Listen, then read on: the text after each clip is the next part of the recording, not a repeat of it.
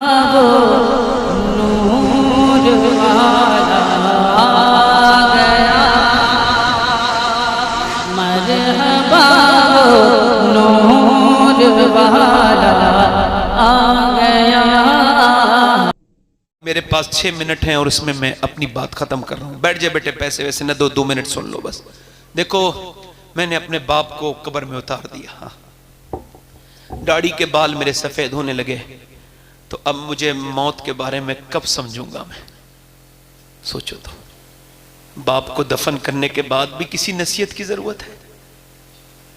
तुमने भाइयों को दफन कर दिया, हमने कितने अजीजों को अपने हाथों से दफन कर दिया। मैंने अपने सामने अपने बच्चे को दफन होते देख लिया। सोचो तो, मौत कितनी खतरनाक है।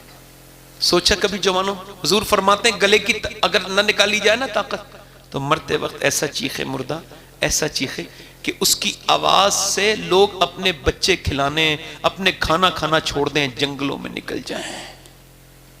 हाँ, हजरत अली की जब तलवार मारी गई ना, तो ये पूरा सर कट गया ना, नहजुल बलागा में कटा ना सर, तो आपने हाथ उठा के कहा, ऐ अल्लाह अली को बख्श दे, अली के अमल बहुत थोड़े हैं, अली के अमल थोड़े। मेरे नबी ने फरमाया जिसका मैं मौला उसका अली मौला। अली के अमल थोड़े, कल मैं उसके हाथ में झंडा दूंगा जिससे अल्लाह भी मोहब्बत करता है, उसका रसूल भी। अली के अमल थोड़े। हजरत उमर के जब मारे गए, चाकू फट गई, आंत पूरी, दूध पिया निकल गई आंत में से दूध। अपने बेटे से कहा मेरा सर जमीन पे रख दे, अब धुनना सुनना। उमर फारूक आजम की बात सुनना गौर से। जब जमीन पे अपने बेटे से कहा मेरी मौत करीब है, सर जमीन पे रख दे, नहीं रख। हे अब्दुल्ला सर जमीन पे रख, हे अब्दुल्ला सर जमीन पे, जानू जानू पे रख, सर जमीन पे रख। आज लोग तकब्बुर करते हैं, गुरूर करते हैं। सुनो उमर फारूक आजम को, उमर आम आदमी नहीं है। 28 आयात कम से कम उमर की मर्जी के मुताबिक कुरान में है। जमीन में सर रख दिया उमर ने, अपना सर जमीन में रखा। जैसी हजरत उमर ने सर जमीन में रखा, मालूम क्या कहना है? या अल्लाह, लोग कहते हैं उमर ये है, उमर बादशाह, उमर ये है, उमर तो तेरी बारगाह का मोहताज है। अगर तूने आज उमर को न बख्शा, मेरी मौत करीब है, तो उमर बर्बाद हो जाएगा, उमर बर्बाद हो जाएगा। सोचो तो, अगर मरते वक्त ईमान पे खात्मा न हुआ तो क्या होगा? बोलो तो, सोचो तो। आपने कभी फिक्र की, गौर किया कि ईमान पे मरना बड़ी बात होती है? मूसा अलैहिस्सलाम के जमाने में एक औरत आई, मूसा अलैहिस्सलाम के जमाने में कहने लगी एक आदमी से मुझे कुछ दे दे, मेरे बच्चे भूखे। आखिरी रिवायत, आखिरी रिवायत, मेरे बच्चे भूखे। उसने कहा मैं तुझे दे तो दूंगा, मगर मैं औरतों का शौकीन हूं, तू मुझे अपना जिस्म हवाले कर दे एक रात के लिए, मैं तुझे दौलत दे दूंगा। उसने कहा मैं जिस्म बेचने नहीं आई हूं। वापस गई, फिर आई वापस, कहने लगी मेरे बच्चे बेहोश होने लगे हैं, कुछ दे दे, मैं रात को आ जाऊंगी, तू फिर अपनी मर्जी पूरी कर लेना। रात को आई बच्चों को खिला के, रात में उसका हाथ पकड़ने लगा। वो अकेले कमरे में थी मगर कांपने लगी, पसीने आ गए। उसने कहा पैसे नहीं मिले, जो ड्रामा दिखाती है रोती है, क्यों क्यों कांपती है? कहने लगी पैसे सब कुछ नहीं होते, ईमान भी तो कुछ होता है। क्या मतलब? का जब मैं नमाज पढ़ती हूँ तब भी अल्लाह देखता है, जब मैं जिस्म बेचने आई हूं तब भी अल्लाह देख रहा है। तो मैं उससे यही कह रही हूं, ए जमीन और आसमान के मालिक, ए बेपना ताकतों वाले, अगर मेरे बच्चे बीमार ना होते और मैं मां ना होती तो कभी अपना जिस्म न बेचती, कभी अपना जिस्म न बेचती। मुझे बर्बाद होने से बचा ले मेरे रब, मुझे माफ कर देना। और वो कांप के जब थरथराई, ओ यार, वो आदमी का दिल धुल गया जो उसका इज्जत लूटना चाह रहा था। बोला जा मैं तुझे अपनी बहन बनाता हूं। हदीस में आता है ले जा पैसे ले ले।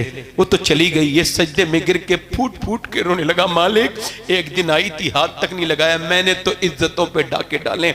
मुल्ला रूम कहते हैं आदमी चूड़ी बनाता था, चूड़ी उसकी औलाद नहीं थी, सोने की चूड़ी सुनार था, उसने सोने की चूड़ी बनाता था, उसने एक लड़का ले लिया गोद, 20 साल का हो गया लड़का। वो घर पहुंचा अपनी बीबी से पास एक दिन, तो उसकी बोली दरवाजा नहीं खोलूंगी, पहले ये बता तू कौन सा गुनाह करके है? तो कोई गुनाह नहीं किया। और सही बता कौन सा गुनाह करके है? उसने कहा एक तुम्हें कैसे पता? एक लड़की को चूड़ी पहना रहा था, औरत को उसका हाथ पसंद आ गया, मैंने बुरी नजर से उसका हाथ पकड़ लिया, कहा अंदर आ जा। इसी वजह से पूछ रही थी, मैंने जिसे बेटा बना के पाला है ना, जो मेरा बेटा है, उसने आज मेरे घर में गंदे तरीके से मेरा हाथ पकड़ लिया था। मैं समझ गई कि मेरे आदमी ने किसी की इज्जत पे हाथ डाला है, जो आज मेरे घर में मेरी इज्जत पे हाथ डाला है। वो आदमी गिड़गिड़ा के बोला, मालिक मेरी बेटी मेरी बीबी की हिफाजत कर ले, मुझे माफ कर दे, मैंने गंदी नियत करी, मेरे घर पे असर हो गया, मुझे माफ कर दे मेरे मालिक। वो औरत, वो आदमी रोया, रो के सो गया। सुबह को दरवाजा खुला, सामने देखा हजरत मूसा अलैहिस्सलाम खड़े थे। उसने पूछा आप कौन? कहा पहले आप बताओ आप कौन हो? कहा मेरा ये नाम है। हजरत मूसा बोले मैं अल्लाह का नबी मूसा हूं, अल्लाह ने तुझे सलाम भेजा है। कहने लगा मूसा मैं तो इस इलाके का सबसे गुनहगार आदमी हूं, आप गलत जगह पे आ गए, मैंने तो लड़कियों की इज्जतें लूटी, शराबें पी, बेहयाइयां की, मुझसे अल्लाह सलाम नहीं कह सकता। मूसा ने कहा कोई तूने नेकी की है? कहा हाँ, रात एक औरत को छोड़ दिया था। और कितना रोया है? कहा पूरा मेरा चेहरा भीग गया रोते रोते। मूसा कहते हैं अल्लाह फरमाता है तेरा तो चेहरा भीग गया, अल्लाह फरमाता है ए आदम की औलाद, तेरे गुनाह चाहे कितने भी हों, इतना रो ले कि तेरी आंख का आंसू तेरे गाल तक ढलक के आ जाए, मैं सारे गुनाह माफ कर दूंगा। आंसुओं का कोई खरीदार नहीं है, टीन का पीपा बिक जाएगा मगर आंसू कोई, मगर अल्लाह कहता है मैं एक आंसू के बदले में जन्नत का सौदा कर देता हूं। वो इतना करीम है। इस खानकाह से दिल लेके जाओ, इस खानकाह से अल्लाह का खौफ लेके जाओ। हाथ उठा के बताओ कितने लोग मेरे नबी के नाम पे गर्दन कटा दोगे? दोनों हाथ उठा के बताओ। एक दूसरे की तरफ न देखना, मुस्कुराना नहीं, एक दूसरे की तरफ न देखना, नीचे हाथ कर ले। मैं किसी से जबरदस्ती और सख्ती नहीं कर रहा हूं, मगर एक सवाल का जवाब दो, जो गर्दन कटा सकता है कुछ भी कर सकता है ना? तो कितने लोग ऐसे हैं जो गर्दन भी कटा देंगे और आज से हुजूर के नाम पे पूरी दाढ़ी भी रखा लेंगे, इस महफिल में खड़े हो जाएं, सिर्फ सोच समझ के खड़े हों, जो पूरी दाढ़ी रखाएं वो खड़े हो जाएं, खड़े हो जाएं। जो आज से पूरी दाढ़ी रखाएं, हर नबी के दाढ़ी, हर वली के दाढ़ी, इस खानकाह से सुन्नत रसूल लेके जाए। जिस मदरसे का कोई बच्चा खड़ा ना हो, बाकी खड़े हो जाएं। जो पीछे खड़े हों वो हाथ उठा लें, ऊपर हाथ उठा लें, सारे दाढ़ी रखाने वाले हाथ ऊपर कर लें, निकल के आए बाहर को। जो दाढ़ी रखाए, हर नबी के दाढ़ी, हर वली के दाढ़ी, दाढ़ी मुड़ाना हराम, जहन्नम में ले जाने वाले काम। जो दाढ़ी मुड़ा रहा है वो इस्लाम की निशानी को मुड़ा रहा है, फितरत से खेल रहा है। ठीक है, मैं किसी सख्ती नहीं कर रहा हूं, जिसके जी में आए वो पाए रोशनी। मैंने तो दिल जला के सरे राह रख दिया।